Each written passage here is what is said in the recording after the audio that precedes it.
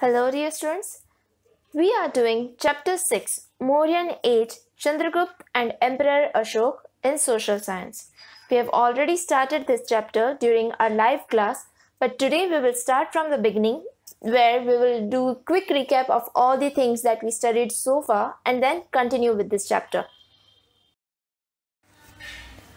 As it was Sunday, all the children of the society gathered in the ground to play cricket. Bhavya and Jalp formed teams. Coin was tossed to decide bowling and batting. Jalp said heads. The coin fell on the ground. It was heads. So Jalp asked for batting. Hetansh asked, where do we find lion figure on the coin? Bhavya explained to him. The lion figure on the coin is heads. The lion's figure has been engraved on the huge pillar of Sarnath. This pillar was built by Emperor Ashok of Mauryan dynasty. India has recognized it as national symbol. Mauryan dynasty, founder and ruler. So we know what is dynasty, where there is succession of kings. People of the same family, the kings of the same family, that hierarchy of kings from the same family. So who was the founder of Mauryan dynasty? In this chapter, we'll basically study about the founder Chandragupta Maurya, his son Bindusar and his son Emperor Ashok. We'll study about these three kings and what they did in this chapter, and then how the Mauryan Empire fell, the fall of Mauryan Empire. So let's start with Chandragupta Maurya. Chandragupta played the games of kings in his childhood. His skill was noticed by Acharya Vishnugupta and he was trained by him in Shastra and Shastra. Chandragupta Maurya, with the help and guidance of Chanakya, defeated last emperor of Nanda dynasty, Dhananand, in 321 BC and took the throne of Magad and founded Maurya Vansh. Chandragupta got full benefit of Chanakya's skill in politics and administration. From Arthashastra written by Chanakya, we get information about political, economical and social life of people of that time. Chanakya's diplomatic guidance played a very important role in Chandragupta's achievement. So, Chandragupta, when he was a kid, while he was playing his games, his skills were noticed by Acharya Vishnugupta. Now, Acharya Vishnugupta, he is also known as Chanakya, or his other name is also Kautilya. So, his skills were noticed by him, and Chanakya, we can say that he was not the king, but he was the king maker. He made Chandragupta Maurya the king by defeating Dhananand. He was the last king of Nanda dynasty in 321 BC, and Chandragupta became the king of Magad and he established the Maurya Vansh. Chandragupta got full benefits of the skills of Chanakya, and that way the Maurya Vansh explored. The written work of Chanakya from the book Arthashastra, we get information about political, economical and social life of people of that time. Chandragupta conquered 4 territories, Kabul, Kandhar, Herat and Baluchistan, after defeating Greek king Seleucus Nicator. Being impressed by Chandragupta's bravery, Seleucus married his daughter Helena with Chandragupta and sent his ambassador Megasthenes to his court. During his stay in Patliputra, Megasthenes wrote a book, Indica, which provides important and basic information about the capital and administration of Magad Empire. Now, Chandragupta, he was conquering various regions, and at that time he also defeated the Greek king Seleucus Nicator. And being impressed by his bravery, Seleucus married his daughter Helena to Chandragupta Maurya. Along with her, he also sent an ambassador.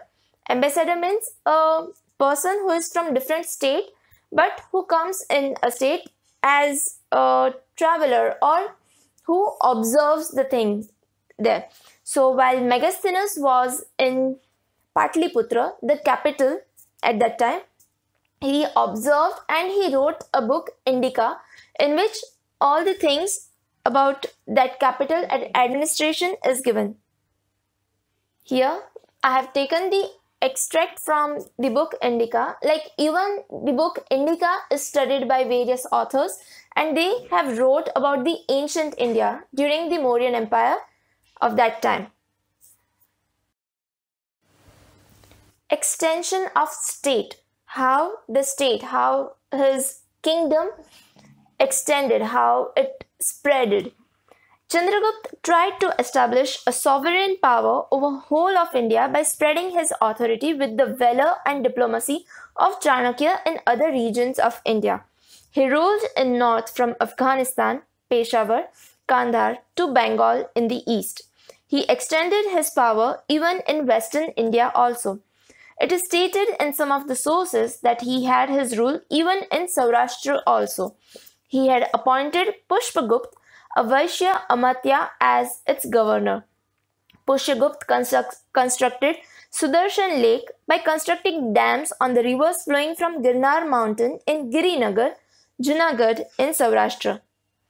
Konkan, Karnataka, Maharashtra and other regions of southern India were also part of Magadh Empire. In the northwest, the territories up to western Gandhar, Afghanistan, were also under authority of Chandragupta. Thus, the sovereignty of Mauryan Empire was practiced all over India. Let's have a look at all the regions which were covered under the Mauryan Empire. In your textbook, you are given a map where the archives have been found showing that these regions were under the Mauryan Empire. Here also you can see the shaded region. That whole region is Mauryan Empire. We can see from Afghanistan in the north to the regions of Karnataka in south, and to Bengal in the east, and even the region of western India, and from far till we can see like the regions of Pakistan is also covered under the Mauryan Empire. Till this part we had completed in the live class. Now let's move ahead. Chandragupta spent the last of his life with Jain Muni Bhadrabahu in Shravanbelgoda of Mysore, now Karnataka. He died in 297 BC. Description about Chandragupta's 24 years rule over state and his adoption of Jainism in the last years of his life is found in Jain Puranas. Jain Puranas are textbooks followed by the Jain religion. So, the last time of his life, the last years of his life, he spent with Jain Muni. Muni is a kind of monk or sadhu. They are called Muni. So, Jain Muni Bhadrabahu in Shravanbelgoda. Shravanbelgoda is also a region of Mysore, now Karnataka, which is a holy place for people following Jainism. If you Google it up, it has a huge idol of Mahavir Swami, and people of Jain religion visit there oftenly. So that place, Chandragupta spent his life last there. He died in 297 BC. Here I have given you the photo of the cave where Chandragupta took Samadhi. Samadhi is where the person leaves everything, like he stops eating, he stops drinking, he leaves everything and he just meditates till the end of his life. The history before establishment of Mauryan dynasty in India is called prehistory. The exact and supporting information of Mauryan dynasty is available from various sources. The Mauryan Empire, established by Chandragupta Maurya with the help of Vishnugupta, Chanakya is said to be the first historical empire of India. So, we are studying about the Mauryan dynasty, and this was the first historical empire of India. Empire is not just a kingdom, but it is made up of various kingdoms. Various kingdoms are under the rule of a single ruler, and he is the emperor. So, the history before the establishment of Mauryan dynasty, before Chandragupta Maurya founded the Mauryan Empire, the history before that is called prehistory. Pre means previous, the thing before that. And all the information about the Mauryan dynasty is available from various sources. We will read the name of the sources from which we get the information about the lifestyle of the people at that time. Sources providing information about Mauryan dynasty. First, Arthashastra. We already studied about it that Arthashastra was written by Acharya Vishnugupta Chanakya, or he is also known as Kautilya. So Arthashastra is basically a book of economics, but it shows the administration of policies, economical and social life of people during the Mauryan age. Second book is Indica. We also studied that Indica was written by Megasthenes, who was the Greek ambassador. Third is Deepvansh and Mahavansh. These are Buddhist texts from Ceylon. And fourth is Mudra Rakshas, or it is a drama. But even from that, we get information about the Mauryan dynasty. And this drama is written by Vishak Dutt. In addition to this, historical information is also obtained from stone inscriptions. Stone inscriptions are the rock edicts. Like we have the Ashok Shila Lake at Bhavnath. Pillar inscriptions. The pillars are also inscribed with the principles. The cave inscriptions. The walls of the caves are also having these inscriptions.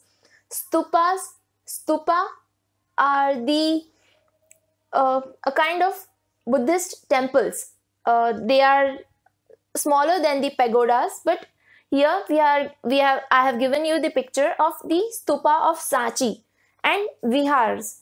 Vihars are the monastery for the Buddhist monks, the place where the Buddhist monks live. So from all these things, we also get more historical information about the Mauryan age. The image to the left is of stupa and on your right is the image of vihars. Grand Trunk Road. It is the oldest and longest road in the Asian continent. This road was at first constructed at the time of Chandragupta Maurya. It is used to connect Tamralipti and with Takshashila and Takshashila with Central Asia. At that time, this road extended from the Ganges plains to Gandhar. The road was rebuilt during the reign of Sher Shah Suri. During British rule, Dalhousie rebuilt the road from Kolkata to Peshawar. At present, this road is known as National Highway from Delhi to Kolkata. So, we are studying about the road which was built during the time of Chandragupta Maurya. It was first constructed by him. Then, at that time, it was connecting Tamralipti. You can see in your map that, not the map given in textbook, but the one which I have given. Tamralipti is near West Bengal with Takshashila. You know that is the region in Pakistan. And Takshashila with Central Asia. Central Asia is the regions of Asia which are above India. At that time, this road extended from the Ganges plains to Gandhar. Ganges plains are the region near the Ganga river. To Gandhar. Gandhar also, you know that it's near Takshashila. The road was rebuilt. That same road was rebuilt. It was made again. It was built again during the reign of Sher Shah Suri. Now, he was one of the Mughal emperors. And during British rule, Dalhousie, he was one of the governors, he rebuilt the road from Kolkata to Peshawar. At present, this road is known as National Highway. Nowadays also that road is there and it is connecting Delhi to Kolkata. That's all for Chandragupta Maurya. The things he did from 321 BC to 297 BC. In the next class, we will study about his successor, Bindusar. But for today, read the chapter from your textbook, or you can go through this video again and make sure that this thing is clear with you. There's nothing more to be done. Just enjoy your day.